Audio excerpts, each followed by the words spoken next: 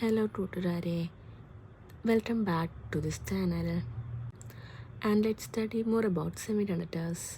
സെമികണ്ടക്ടേഴ്സിനെ കുറിച്ച് നമുക്ക് കൂടുതൽ പഠിക്കാം. ഒരുപാടൊന്നുമല്ല, ഇന്ന് വളരെ ബേസിക് ആയിട്ടുള്ള കാര്യങ്ങളാണ് നമ്മൾ പഠിക്കാൻ പോകുന്നത്.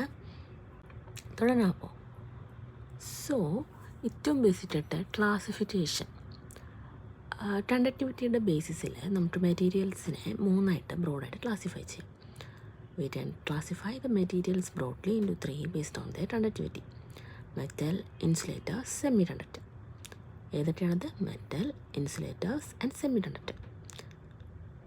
ചാലകങ്ങൾ, കൃചാലകങ്ങൾ, അർദ്ധചാലകങ്ങൾ എന്ന് ഫുള്ളി മലയാളത്തിൽ പറയണമെങ്കിൽ പറയാം.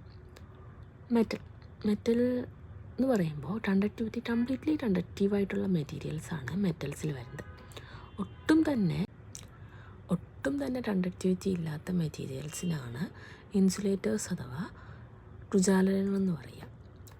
ഈ ചാലകങ്ങളുടെയും കൃചാലകങ്ങളുടെയും, അതായത് മെറ്റൽസിൻ്റെയും ഇൻസുലേറ്റേഴ്സിൻ്റെയും ഇടയ്ക്ക് കണ്ടക്ടിവിറ്റി ഉള്ള പദാർത്ഥങ്ങൾ ഉള്ള മെറ്റീരിയൽസിനെ നമ്മൾ സെമി കണ്ടക്ടേഴ്സ് എന്ന് പറയും. സോ മെറ്റൽസിന് എക്സാമ്പിളായിട്ട് നിങ്ങൾക്ക് എല്ലാവർക്കും അറിയുന്ന കോപ്പർ. ഇൻസുലേറ്ററിന് എക്സാമ്പിൾ പറയുവാണെങ്കിൽ പ്ലാസ്റ്റിക്. ഇനി സെമി കണ്ടക്ടറിന് എക്സാമ്പിൾ പറയുവാണെങ്കിൽ ഞാൻ ഇന്നലെ പറഞ്ഞ പോലെ ചിപ്പ് പ്രൊഡക്ഷനും ബാക്കി കാര്യങ്ങൾക്കൊക്കെ മോസ്റ്റ് കോമൺ ആയിട്ട് യൂസ് ചെയ്യുന്ന സെമി കണ്ടക്ടറാണ് സിലിക്കൺ. സോ ഫ്രണ്ട്സ്, ഇപ്പോൾ നിങ്ങൾക്ക് മെറ്റീരിയൽസിൻ്റെ ക്ലാസിഫിക്കേഷൻ ബേസ്ഡ് ഓൺ കണ്ടക്ടിവിറ്റി അറിയാം. എന്താണ്? Metal, insulator, semi conductor. So conductivity order പറയുവാണെങ്കിൽ എങ്ങനെയാണ്? Metal, semi conductor, then comes insulator.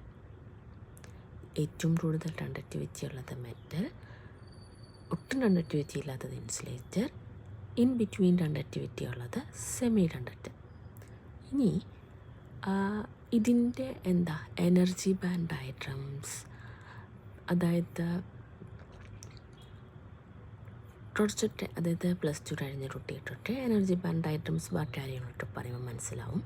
അതിലും കുഞ്ഞു കുട്ടികൾക്ക് എന്താ ഈ എനർജി ബാൻഡ്, എന്താണ് ഷെൽ, എങ്ങനെയാണ് ഈ ഇലക്ട്രോൺ കോൺഫിഗറേഷൻ ഒക്കെ പറയണം. അപ്പോൾ അതൊക്കെ ബേസിക്കായിട്ട് ഓരോരോ വീഡിയോസിൽ കുഞ്ഞു പോർഷൻസ് ആയിട്ട് പറയാം.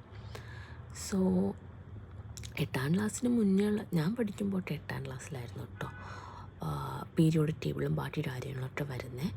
സോ അതിനും താഴെയുള്ള കുഞ്ഞുമക്കളാണെങ്കിൽ ഈ ഇലക്ട്രോൺസും കാര്യങ്ങളൊന്നും അറിയില്ല എന്ന് വിചാരിക്കുന്നു.